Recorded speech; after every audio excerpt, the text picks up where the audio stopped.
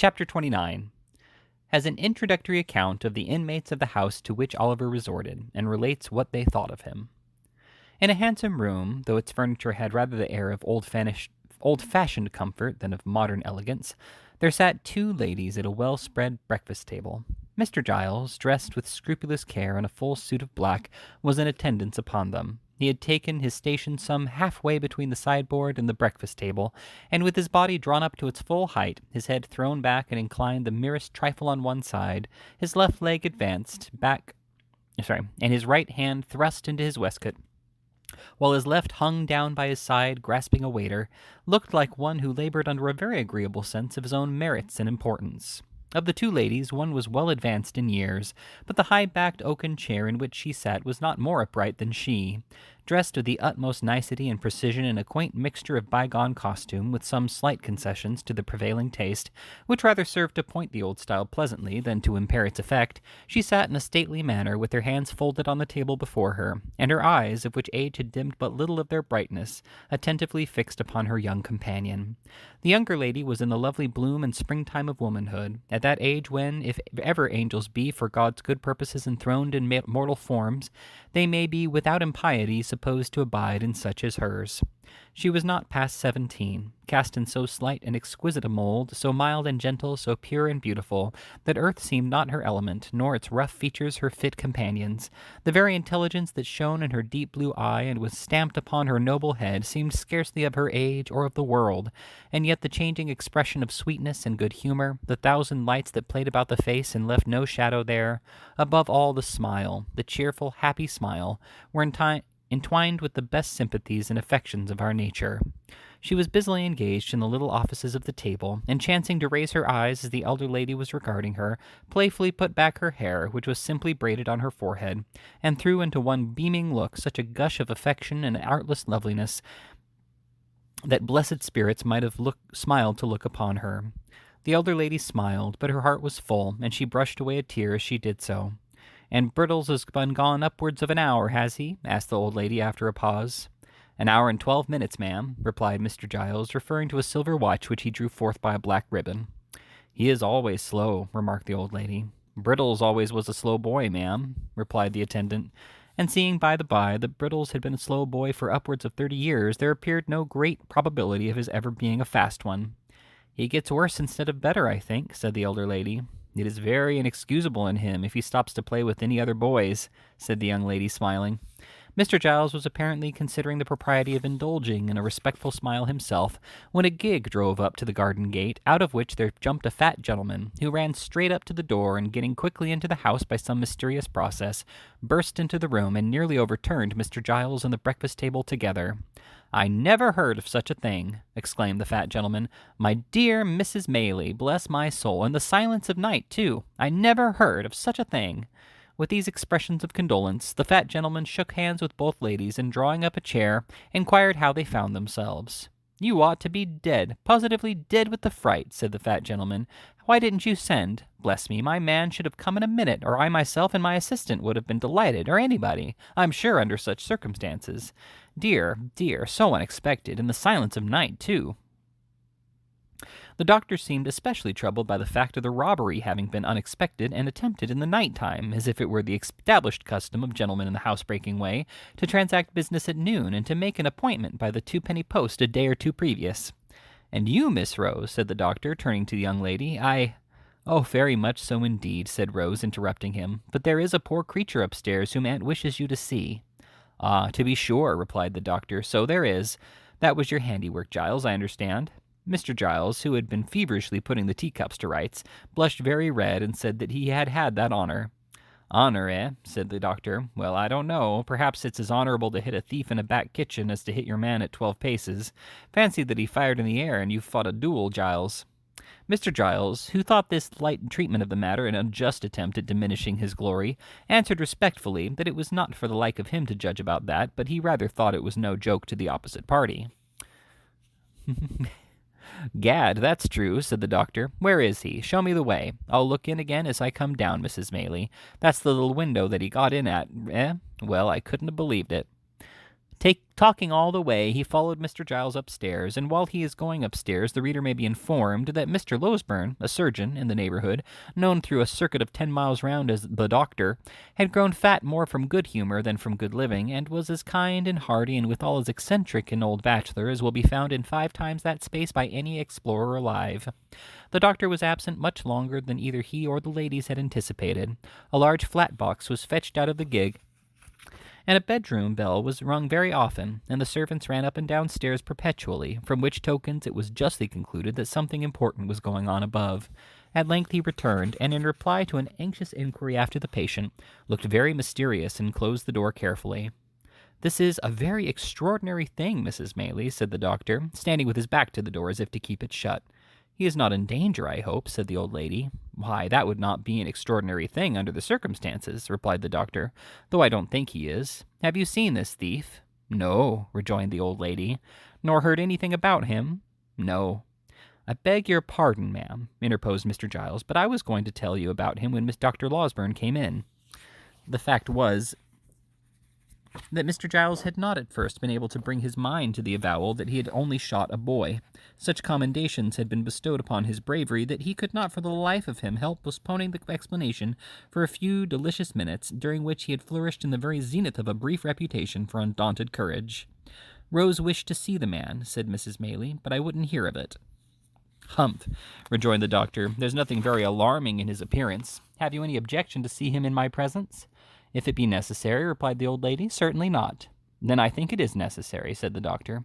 "At all events, I am quite sure that you would deeply regret not having done so if you postponed it.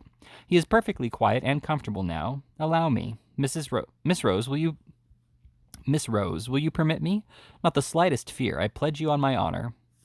With many more loquacious assurances that they would be agreeably surprised in the aspect of the criminal, the doctor drew the young lady's arm through one of his, and offering his disengaged hand to Mrs. Maylie, led them with much ceremony and stateliness upstairs. "Now," said the doctor in a whisper as he softly turned the handle of a bedroom door, "let us hear what you think of him. He has not been shaved very recently, but he doesn't look at all ferocious notwithstanding. Stop, though. Let me see that he is in visiting order first." Stepping before them, he looked into the room, and motioning them to advance, closed the door when they had entered, and gently drew back the curtains of the bed. Upon it, in lieu of the dogged, black-visaged ruffian they had been expected to behold, there lay a mere child, worn with pain and exhaustion and sunk into a deep sleep. His wounded arm, bound and splintered up, was crossed upon his breast, and his head reclined upon the other, which was half hidden by his long hair as it streamed over the pillow. The honest gentleman held the curtain in his hand and looked on for a minute or so in silence. While he was watching the patient thus, the younger lady glided softly past, and seating herself in a chair by the bedside, gathered Oliver's hair from his face, and as she stooped over him, her tears fell upon his forehead. The boy stirred and smiled in his sleep, as though these marks of pity and compassion had awakened some pleasant dream of a love and affection he had never known, as a strain of gentle music, or the rippling of water in a silent place, or the odor of a flower, or even the mention of a familiar word, will sometimes call up sudden dim remembrances of scenes that never were in this life, which vanish like a breath, in which some brief memory of a happier existence, long gone by, would seem to have awakened, for no power of the human mind can ever recall them. "What can this mean?" exclaimed the elder lady. "This poor child can never have been the pupil of robbers." "Vice," sighed the surgeon, replacing the curtain, "takes up her abode in many temples, and who can say that a fair outside shall not enshrine her?" "But it's so early an age," urged Rose. "My dear young lady," rejoined the surgeon, mournfully shaking his head, "crime, like death, is not confined to the old and withered alone. The youngest and fairest are too often its chosen victims." "But can you really believe that this delicate boy has been the voluntary associate of the worst outcasts of society?" said Rose anxiously. The surgeon shook his head in a manner which intimated that he feared it was very possible, and observing that they might disturb the patient, led the way into an adjoining apartment. "But even if he has been wicked," pursued Rose, "think how young he is. Think that he may never have known a mother's love, or even the comfort of a home, and that ill usage and blows, or the want of bread, may have driven him to herd with the men who have forced him to guilt. Aunt, dear aunt, for mercy's sake, think of this before you let them drag this sick child to a prison, which in any case must be the grave of all his chances of amendment. Oh, as you love me, and know that I have never felt the want of parents in your goodness and affection, but that I might have done so, and might have been equally helpless and unprotected with this pure child, have pity upon him before it is too late." "My dear love," said the elder lady, as she folded the weeping girl to her bosom, "do you think I would harm a hair of his head?" "Oh, no," replied Rose eagerly. "Not you, aunt, not you." "No," said the old lady with a trembling lip. "My days are drawing to their close, and may mercy be shown to me as I show it to others. What can I do to save him, sir?" "Let me think, ma'am," said the doctor. "Let me think." Mr. Losberne thrust his hands into his pockets and took several turns up and down the room, often stopping and balancing himself on his toes and frowning frightfully. After various exclamations of, "I've got it now," and "No, I haven't," and as many renewals of the walking and frowning, he at length made a dead halt and spoke as follows. "I think, if you give me a full and unlimited commission to bully Giles and that little boy Brittles, I can manage it. He is a faithful fellow and an old servant, I know, but you can make it up to him in 1,000 ways and reward him for being such a good shot besides. You don't object to that?" "Unless there is some other way of preserving the child," replied Mrs. Maylie. "There is no other," said the doctor. "No other, take my word for it." "Then aunt invests you with full power," said Rose, smiling through her tears. "But pray don't be harder upon the poor fellows than is indispensably necessary." "You seem to think," retorted the doctor, "that everybody is disposed to be hard-hearted today except yourself. I only hope, for the sake of the rising male sex generally, that you may be found in as vulnerable and soft-hearted a mood by the very first eligible young fellow who appeals to your compassion, and I wish I were a young fellow that I might avail myself on the spot of such a favorable opportunity for doing so as the present." "You are as great a boy as poor Brittles himself," returned Rose, blushing. "Well," said the doctor, laughing heartily, "that is no very difficult matter. But to return to this boy, the great point of our agreement is yet to come. He will wake in an hour or so, I dare say, and although I have told that thick-headed constable fellow downstairs that he mustn't be moved or spoken to, on peril of his life, I think we may converse with him without danger. Now, I make this stipulation, that I shall examine him in your presence, and that if from what he says we judge, and I can show to the satisfaction of your cool reason, that he is a real and thorough bad one, which is more than possible, he shall be left to his fate without any further interference on my part at all events." "Oh, no, aunt," entreated Rose.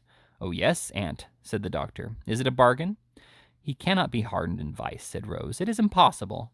"Very good," retorted the doctor. "Then so much the more reason for acceding to my proposition." Finally, the treaty was entered into, and the parties thereto sat down to wait with some impatience until Oliver should wake.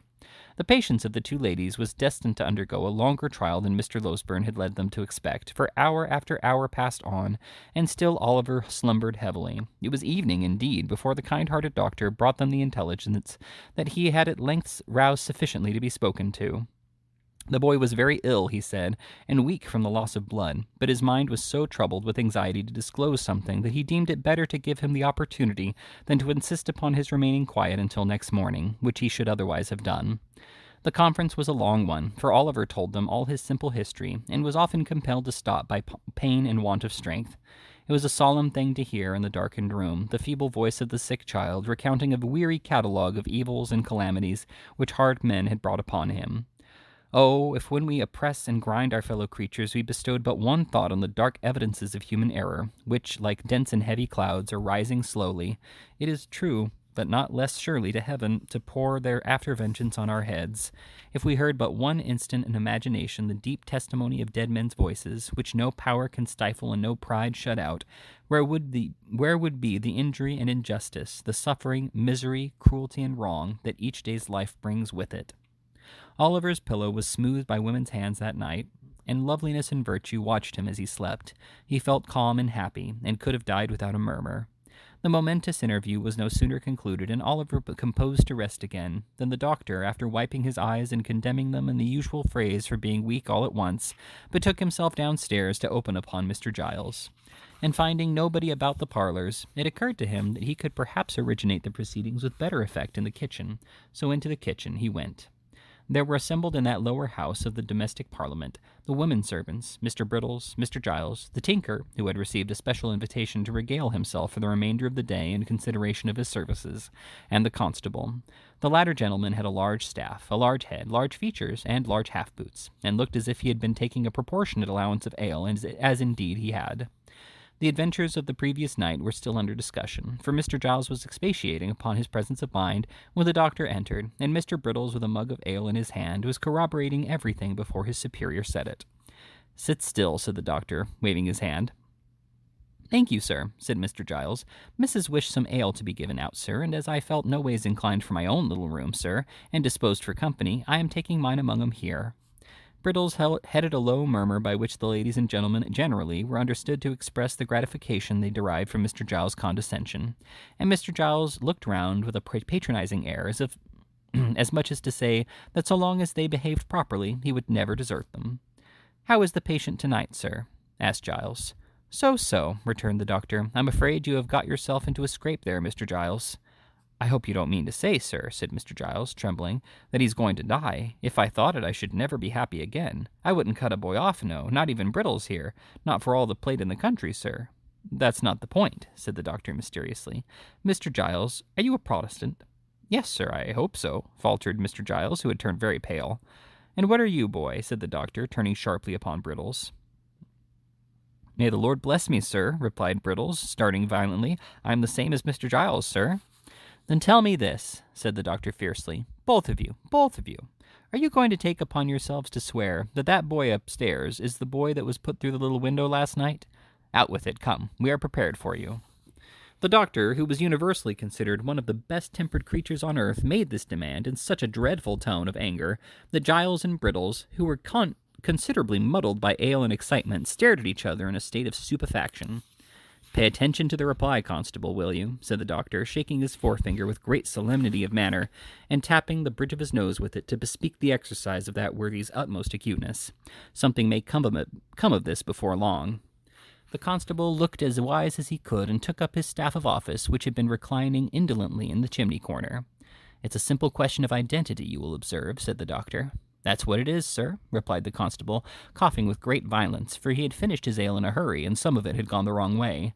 "Here's a house broken into," said the doctor, "and a couple of men catch one moment's glimpse of a boy in the midst of gunpowder smoke, and in all the distraction of alarm and darkness.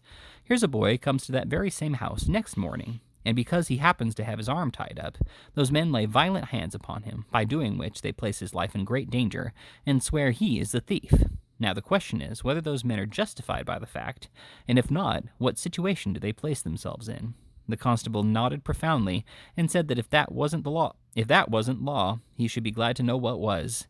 "I ask you again," thundered the doctor, "are you on your solemn oaths able to identify that boy?" Brittles looked doubtfully at Mr. Giles. Mr. Giles looked doubtfully at Brittles. The constable put his hand behind his ear to catch the reply. The two women and the tinker leant forward to listen, and the doctor glanced keenly round, when a ring was heard at the gate, and at the same moment the sound of wheels. "It's the runners!" cried Brittles, to all appearance much relieved. "The what?" exclaimed the doctor, aghast in his turn. "The Bow Street officers, sir," replied Brittles, taking up a candle. "Me and Mr. Giles sent for 'em this morning." "What?" cried the doctor. "Yes," replied Brittles. "I sent a message up by the coachman, and I only wonder why they weren't here before, sir." "You did you? Then confound and dang your slow coaches down here. That's all," said the doctor, walking away.